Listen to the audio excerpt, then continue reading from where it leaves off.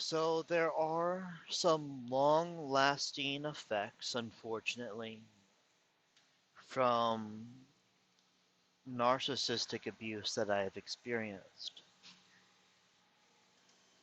Now, unfortunately, as well, I am a target of narcissists because I have a lot of the traits that they tend to go after. Um, First, for the overt narcissist, I'm a very nice person, outgoing and empathetic.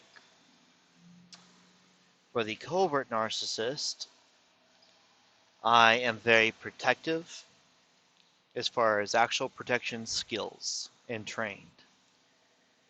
I am a helper. I help people in every type of situation, handyman, mechanics, all that stuff, how to fill out paperwork, if someone needs help, I am a helper. Integrity, I'm a man of my word, and I always stick with it. And love, I give a great deal of love in relationships. Now, I'm not going to get in a relationship again, I don't think ever. Like, the more I think of it, I would like to, but I don't see it happening just because I'm targeted so much. And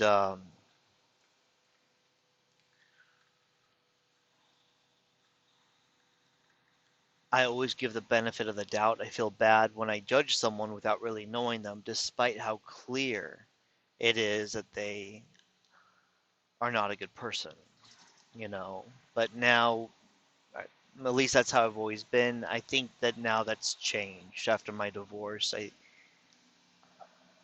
I'm able to spot it out quite easily, and I avoid those type of people.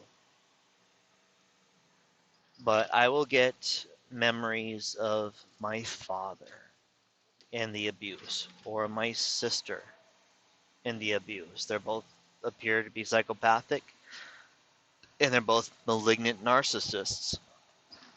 My old boss from an oil company I worked for, that was extremely controlling, very, very dangerous, very bad man. All these people hate children, by the way. Um, of course, my ex-wife, all of these people, with all of the abuse, the things they've taken from me, Eric Von Scott Studios, that's another one. Lady, you're looking right at them. My goodness, man. Tailgating. That's another sign I noticed. I found that people who tailgate like really, really close, and to them it's just normal. I've noticed that those people tend not to be great people as well. Not narcissistic, but just not great people. Um, but anyway, back to what I was saying is I will get a flashback of some type of abuse, something that I went through, a strong emotion, and I will make a very exaggerated look. Like one of them is like I'll go like that, like show my teeth. I'll be like, it's just out of nowhere. I do this weird thing where I go like this, or I go, and I make that noise when I think about the like the really bad abuse that would just come out of nowhere. Like that's when they would take real pleasure in harming me. And it's like what I think of is that poor victim, and a lot of times I think of that poor little boy. Um, the Tourette's kicked in when I was with my wife in ex-wife in 2016. I started developing Tourette's, and I still have that today from the trauma, the PTSD of the abuse. And instead of profanity coming out of my mouth now that I've gotten away from her, I'll just make a noise. I just say I say the word cry, but I go cry like that. But I no longer say like Christ or bitch or fuck or anything like that.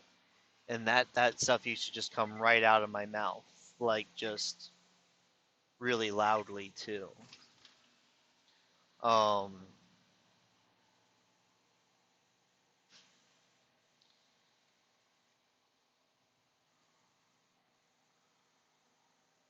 Boy, these drivers are so dangerous, man. It's a shame there's just no law enforcement anymore.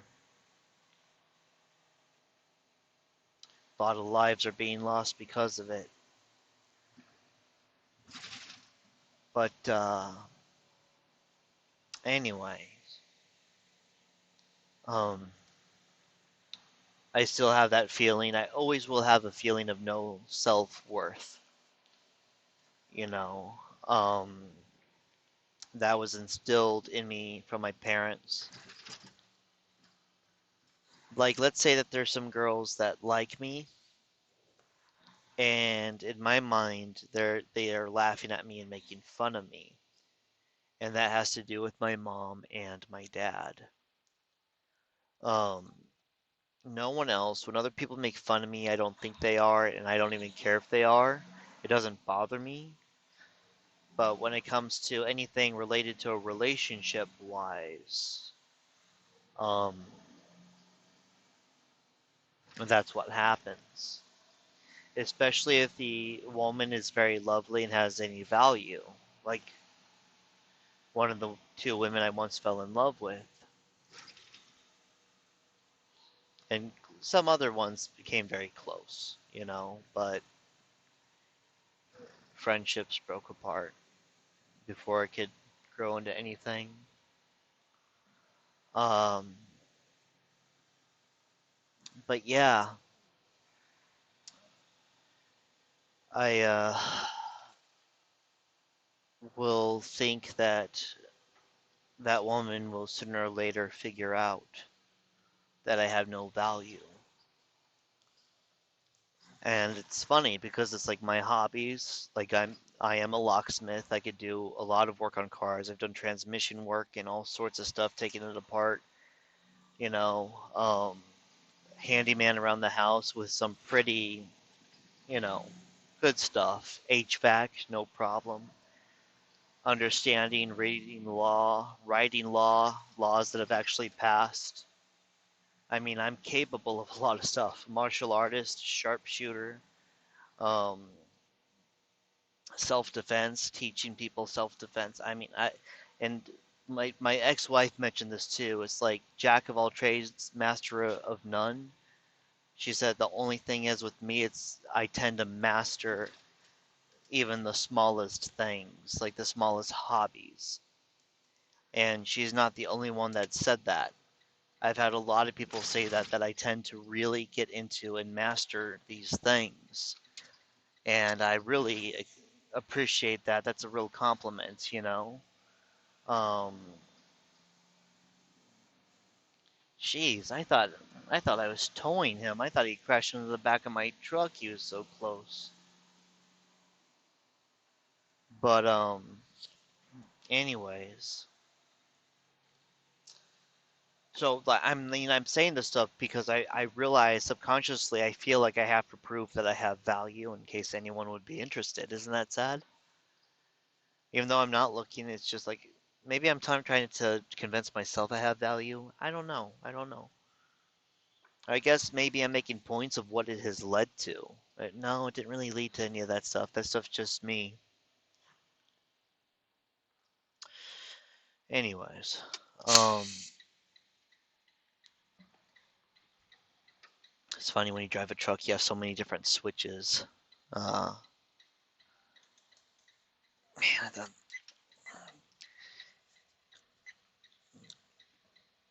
but yeah, I mean, the way you're raised, it really does set the tone for how you view yourself for the rest of your life. And with me, since it was instilled daily, as far as how no woman will ever like me, and how I have to have a nice car and learn to dance, otherwise a woman won't like me. And as a child, when I was told that, I thought, oh wow, so women only want people with nice things and to make them look good and just do things that they want. I don't think I ever want to be with, I don't think I ever want a relationship then. Because my parents were very narcissistic, so they only thought in very physical ways. They only thought in very, what's it called? Not juvenile, what's that called? Superficial. You know, narcissists tend to view things in very superficial ways, very surfacey, very fleshly. Um, that's why you'll notice when they get involved in religion, they, why on earth?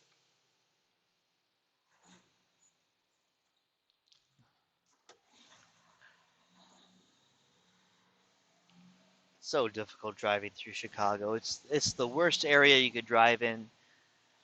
Some areas Indiana, some areas Kentucky, but you just wonder why the heck people do the things that they do. It's like, dude, I'm in a big freaking semi truck tanker full of gasoline. Why on earth would you do that and cut that close to that type of vehicle? It's just, I always have to prepare every time I come through here. Oh, how pretty. Anywho,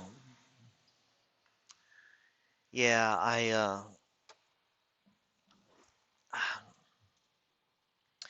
I know that it's just something I'm gonna have to deal with and that there's no fixing it. Um, like the things I still hear my parents do. I still hear my dad's voice and I still hear my mom's voice. And it's never in good ways, it's never in positive ways. There are things that they would say every single day, multiple times a day. Uh, it was very annoying, very annoying.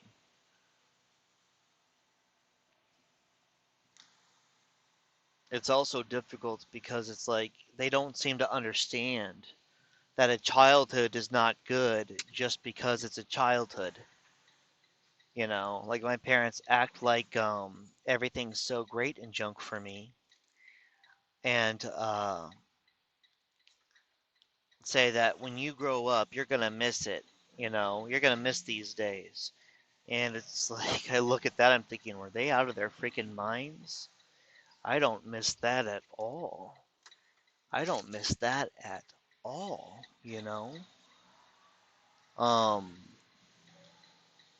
my childhood was strictly being abused.